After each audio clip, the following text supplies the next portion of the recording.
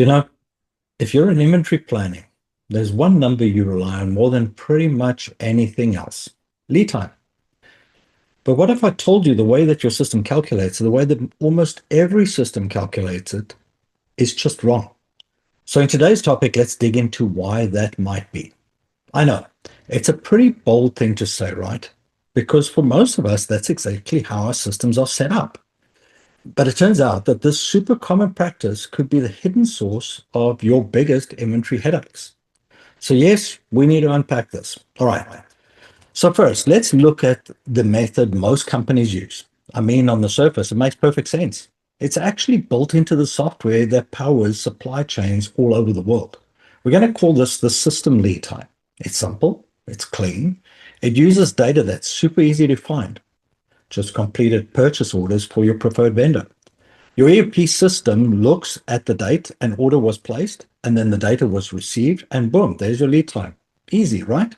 And this is the picture most of us have in our heads. It's a clean, straight line. You start at point A, the order date, and you end up at point B, the delivery date. It seems so simple, tidy, and well, predictable. But here's the million-dollar question. Does that simple little line really show what's happening in the real world? And the answer is a big, emphatic no. Not even close. The real story is way more complicated. And the parts we're missing, well, they're creating massive risk. So where does it all go wrong? Well, it actually starts way before you think. It begins with what I'm going to call the hidden pre-order process. These are all the critical, time-sucking things that happen long before an official order even gets entered into the system. Just think about your own process for a second. Before you even place an order, there's the review period. We're just waiting for the right time in the ordering cycle to place the order. That could be the cycle that you've created, maybe once a week that you order against the supplier or once a month. Then you've got your actual review, or your order review and sourcing. And let's be honest, today's market, that's not a quick job. We're out there getting quotes, looking into tariffs, maybe even trying to find backup suppliers. And then, oh yes, the internal approval cycle. And this right there is a huge bottleneck in today's world. With costs going up everywhere, you bet your managers are looking at every single order under a microscope. They might push back and tell you to find a cheaper option. The second that happens, boom, you're sent right back into the beginning of the cycle. And all that delay happens even before your ERP system has even started the clock. So here is what reality starts to look like. That order date isn't the starting line at all. It's just one little milestone along the way. The real process probably started days, maybe even weeks earlier. And honestly, that's only half the story. Okay, now let's jump to the other end of that timeline.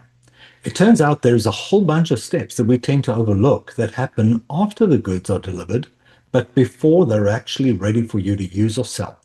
For a lot of us, that delivery date just means the product is shipped. Or maybe it's arrived at the port. But then what? You've got customs clearance, which we all know can be a total nightmare.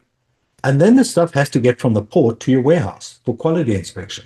And finally, it needs to get booked into the system and put physically put away, the stocking part.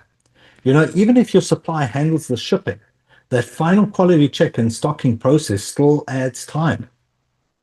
And here's the crucial thing to get. These are not minor delays. They're very real and very volatile factors, especially right now with global shipping being so unpredictable. Any single one of these steps can throw a wrench in your supply chain. And here it is, the whole picture.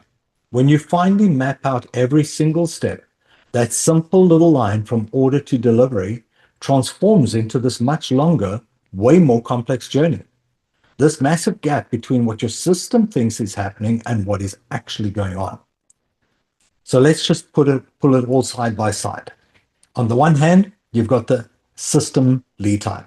It's simple, it's clean, but it's often dangerously inaccurate. And on the other hand, you've got the true planning lead time. Definitely more complex, but it reflects reality because it includes all those hidden steps before and after. Using the first one is kind of like trying to navigate a cross-country trip with only half a map. It's just not going to end well. So why does this all matter so much? I mean, who cares, right? Well, it matters because using the wrong lead time isn't just a small mistake. It has some really serious, painful consequences for your business. Look, when your planned lead time is shorter than reality, you're always placing your orders just too late. And you're constantly chewing into safety stock just to cover normal demand. This sends your risk of stocking out through the roof. And it creates these crazy swings that ripple through your entire supply chain, making that dreaded bullwhip effect even worse. Okay, but the good news is that you can fix this. Once you can actually see the full picture, you can start to take back control of your lead times instead of just being a victim of them. So here's the game plan. Pretty straightforward. First, you have to examine. Critically map out every single stage of your process. I mean, everything. From the very first review all the way to that final box being put on the shelf.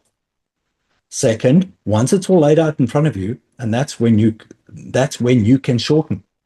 Identify the real bottlenecks and find genuine opportunities to shorten the lead time. And the payoff for doing this work, it's huge. Just remember the simple rule. The longer the lead time, the more buffers, the more reserves we end up keeping. That is cash literally tied up on your shelves. So by shrinking your true lead time, you can directly reduce how much inventory you need to carry. So I want to leave you with this question to think about. I want you to take a really hard look at your own process. How much of what you call lead time is just the tip of the iceberg? And more importantly, what amazing opportunities are hiding just beneath the surface? Thank you for joining us today. I really hope that there have been some thoughts that you can take away from this topic and apply to your business today. And if you want to learn more about how the Inventory Mentor can assist, please feel free to reach out to us.